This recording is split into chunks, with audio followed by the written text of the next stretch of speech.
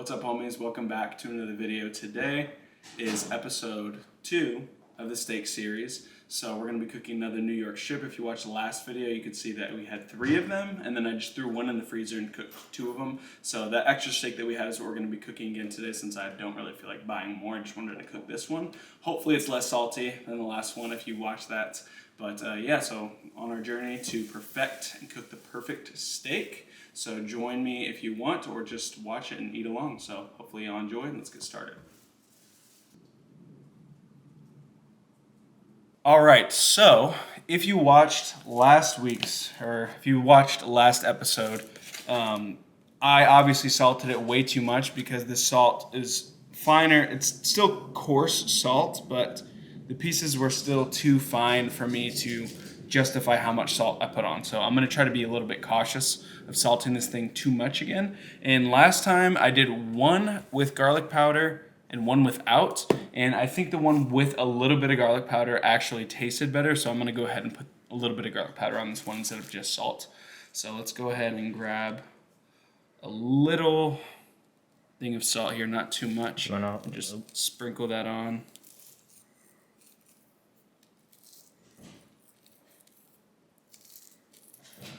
It's just maybe just a tiny bit more. Last time I put a lot to cover like the whole thing, like an entire layer of it, but I don't really want that this time. So I think that's probably enough.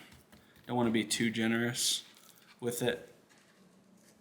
I'm gonna put a little bit on the sides here even. Okay. And then just go like that. Get the bottom some. All right. All right, let's flip that over. The other side, some salt. And honestly, that should be enough for the whole thing. Do not want too much salt, because last time it was ridiculous how much salt I put. Didn't look like it to me, even though you're supposed to put a lot of salt, but looks can be deceiving when it comes to cooking. So learn from your mistakes. And here we go. So that's enough salt. And I don't know what the rule is if you're supposed to let pepper sit in. I'm not going to put pepper on until right before I cook it, because I don't know how much of that really soaks in like salt and garlic powder do. But, you know, just trying something new. Like I said, I don't really know everything, but we'll learn along the way. But either way, we're going to get some garlic powder, and I'm going to put a very, not too much, just enough to lightly cover the whole thing so that it still soaks in. Because we're already going to put some fresh garlic in the butter when we butter baste it, because I do enjoy butter basting. So you don't want to add too much here because you don't want it to be too garlicky. You still want the flavor of the steak, because the flavor of the steak should be able to, you know, tell for itself that it tastes good. You shouldn't have to rely on just the seasonings, but the seasonings are meant to enhance, not make the steak. So there's both sides, and then maybe just put a tiny bit on the board, and then go ahead and just pat that all in, and that should be sufficient. So now what I'm going to go ahead and do, same thing as last time, but this time I should have a little bit more time. We're going to let this steak rest, and I'm going to look for some unsalted butter so that it doesn't come out way too sweet like it did the last time, or way too salty, excuse me, like it did the last time, so that when I butter baste it, it's buttery, it's got a lot of flavor, and it's rich, but it's not too salty. But either way, like I said, I'm going to let this rest for a few hours in the fridge, and I'll be back whenever we're ready to cook the steak. All right, so now that we have let our steak sit for a good few hours, and this time it actually was a few hours, you can go ahead and put that on your cutting board. So, well, I guess you don't really need to put it on your cutting board. That's just what I'm doing. But one thing that I wanted to mention is I let it sit in the fridge for a few hours so that it wasn't sitting at room temperature for too long while it was the seasonings were soaking into the meat. But before you actually cook your steak, you know, there's some different opinions on this, but it makes the most sense to let your steak rest outside of the fridge about 30 minutes so that it can get to around room temperature before you actually start cooking. That way it's not cooling down the pan because the steak is so cold whenever you throw it on there, because then when it cools down the pan, then you're gonna have to wait for it to heat up more, and all that stuff's gonna kind of interfere with how your steak is cooked. And B, it's just going to allow it to cook more thoroughly and more evenly. So that's what we're going to be wanting, so that way we get an even cook, some parts not being more cooked or less cooked than others. But either way, we let our steak sit for a few hours. We put it out on the countertop for about 30 minutes and let it rest, so it's about room temperature right now. And now we're about to start cooking. But before that, we're going to go ahead and get all of our fresh herbs and aromatics ready. So first things first, you want to make sure, same thing with the butter. We have the butter right here. I am using unsalted butter this time, if you can tell. That way it's not too salty, because last time it was way too salty, but we'll see how it turns out. But either way, I'm using unsalted butter. And one thing to note is you don't want this super refrigerated or frozen, so that the sticks of butter, or so that the slices that you cut are hard, because if the pieces of butter are not actually soften when you throw them into the pan, same thing applies. It's going to take them a minute to actually melt and cool down, and you don't want that. You want them to start melting as soon as you throw it in there. So again, same thing applies here for this butter. If it's refrigerated, you want to leave it out for like 5, 10, 15 to 20 minutes before you actually cook with it. That way the pieces of butter that you're throwing into the pan are actually melting fast enough, and that they're not like all frozen. But we have our butter, we have our thyme, we have our rosemary, and then we have our garlic. So in case you don't happen to know how to do garlic, obviously they come in the big cloves like this. You just tear the little cloves off just like this. And just in case you didn't know that already, we have our whole clove, or our whole clove of garlic, and then the 3 little ones right here.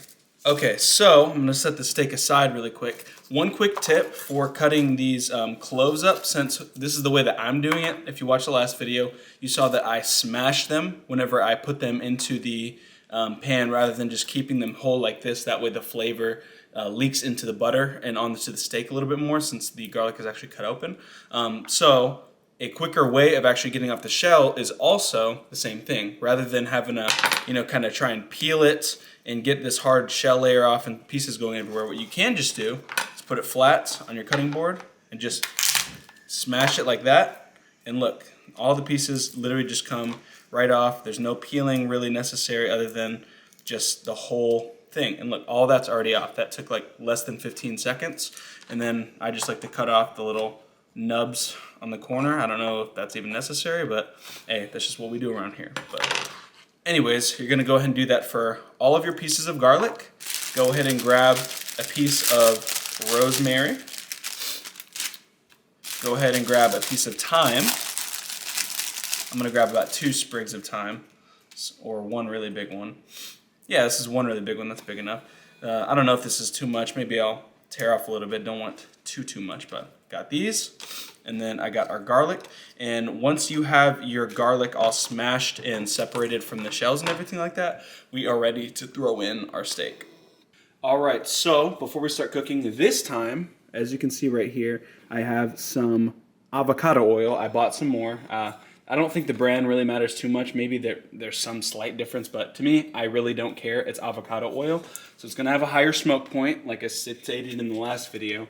If you want to get a better sear, which means cooking like a crust on one side of the steak and the other side of the steak, you want to be able to have a high temperature, and the higher the smoke point of the oil, the higher temperature that you can put the pan at without the oil burning, because burnt oil is going to end up giving you a bitter and just more burnt taste to your steak, which is not what you're going to want. So I'm using avocado oil this time, but I'm going to go ahead and heat this pan up before I actually put any of the oil in. I'm going to let it heat up for about 2 minutes. I'm not going to put it all the way on high, because it's a cast iron. It's going to get pretty hot. I really don't want it to be too hot. I'm going to put it a little bit below high and let it like heat up for about 1.5 to 2 minutes. And then we're going to go ahead and pour our oil in. And when you pour the oil in, there should be some kind of shimmer. You don't want it completely like smoking a lot, because then that's going to show that it's actually burning. But there should be a slight shimmer to the oil that you can see when the light hits it. That kind of signifies that it's getting hot and it's getting close to smoking, and that's when you're going to want to throw in the steak. All right, so we got all our ingredients, got our steak right here, and then our fresh herbs and the butter for the butter basting, and obviously we have the oil over there. But for the butter, you're gonna wanna use about half a stick or a little bit less, maybe a third to a half a stick, but you wanna use a lot of butter because if you don't use enough butter, you can actually burn it easier. And that's also gonna make the steak taste worse because it's gonna make it taste burnt and more bitter as well, which you don't want. So about a third of a stick to a half a stick of butter. I'm using unsalted. And then we have our smashed garlic, rosemary, thyme, and our steak. So let's go ahead and throw the steak on. All right, so now that the pan is heated up sufficiently, we're gonna go ahead and add 2 tablespoons or more of avocado oil. Don't need to be super particular about it. As you can see, it's shimmering and it's getting pretty smoky, so that means it's probably too hot. So I'm gonna turn that down a little bit, but now we're gonna throw in our steak. Make sure you lay it away from you. You're gonna wanna press down on that a good amount. That way it's getting an even cook, and we're gonna cook it about 1 minute each side. I'm gonna turn that temperature up a little bit because the steak is still a little bit cool. But go ahead and cook this about 1 minute each side, and then we're gonna go ahead and flip. Oh, I forgot to add pepper. Damn. Just feel free to move it around a little bit if the oil starts to move too much, but just make sure you do not lift it up until the minute is about over. Got about 10 more seconds on this, and we'll go ahead and flip it over, see how the crust is. Well, I guess we'll check on the crust before we actually make sure that we flip it over for good. Okay. And that is a good crust, so let's go ahead and flip that over. Perfect. And I did forget to add pepper, but it is what it is. It's gonna be all right. It's still got salt and garlic on it, so I'm not too worried. And we're gonna do this side for a minute as well. And before we get to the point where the other side is finished getting its sear, what we're gonna do is while we're waiting for the pan to cool down, we're actually going to get a good crust and sear on the sides. So it gives the pan a little bit of time to cool down before we throw in the butter. That way the butter doesn't burn because the pan is too hot. So let's go ahead and check on this. Leave it on for another 15-20 seconds, and then I think we'll go ahead and throw it on its side, let the pan cool down a little bit, turn down the heat, and then we'll throw in the butter and the fresh herbs. All right, so that's good. Let's go ahead and, first of all, turn that temperature down to a little bit lower because the pan is still super hot, and let's get a good sear on the sides really quick as we wait for this thing to cool off. You're probably only going to need about 30 to 45 seconds on each side because it's not as thick as the rest of the steak. All right, that side's got a good crust. And let's get this other side before we finish. All right, now let's crust this other side really quick, and then we're gonna go ahead and throw in the butter. And I might slightly move it off just so that way the pan is not too hot for the butter.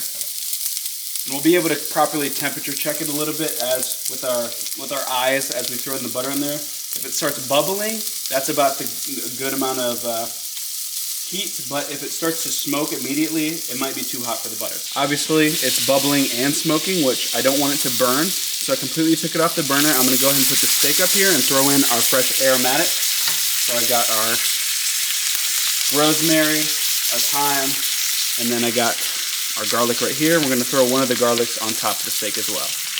All right, so we're gonna go ahead and spoon our steak about 1 minute each side.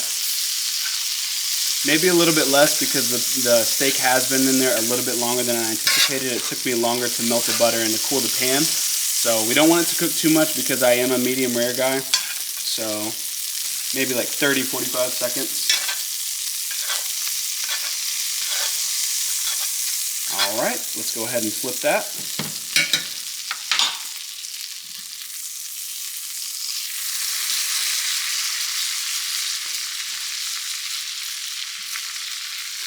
And continue to spoon for another 30 seconds to a minute.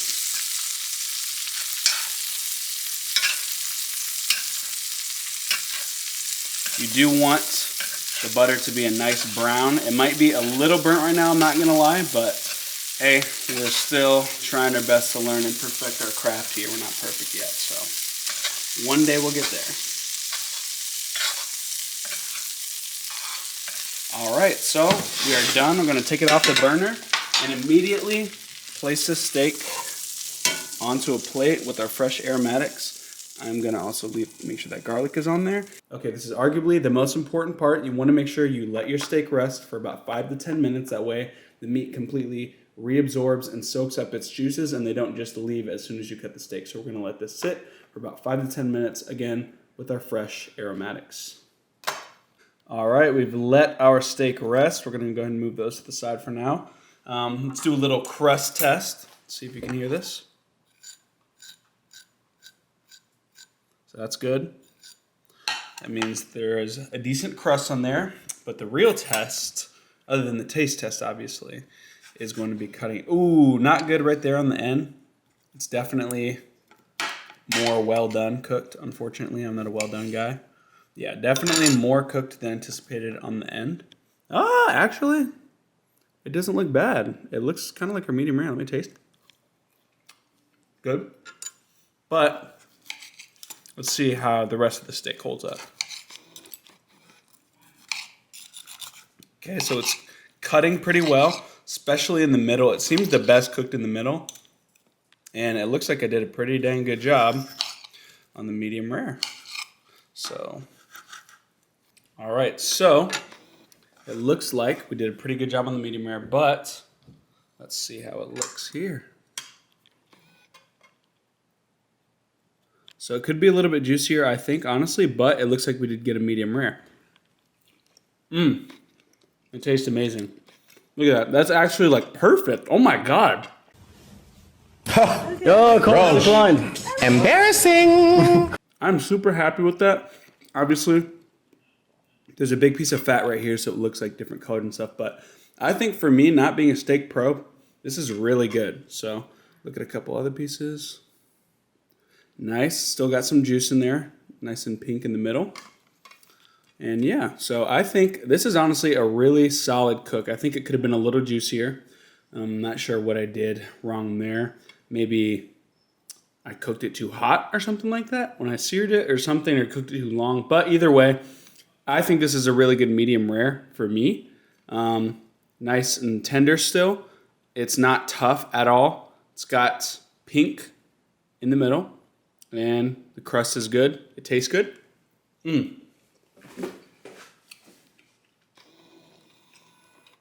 Very good. The taste is awesome.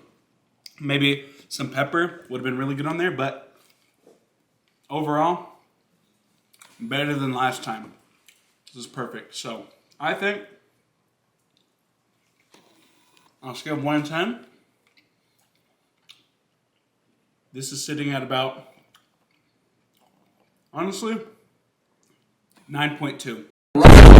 It could have been better with some pepper if it was juicier, and maybe if it was a little more evenly cooked, because the end, and this is my personal preference, maybe I'm not the harshest steak critic, but for me, flavor-wise and everything, you know, I'll just give it a 9. I'll say it's a 9 because it could have been cooked more evenly for sure, and the flavor was there. Could have had more pepper though, but other than that, there's not really much else I can complain about. I think it came out really, really good.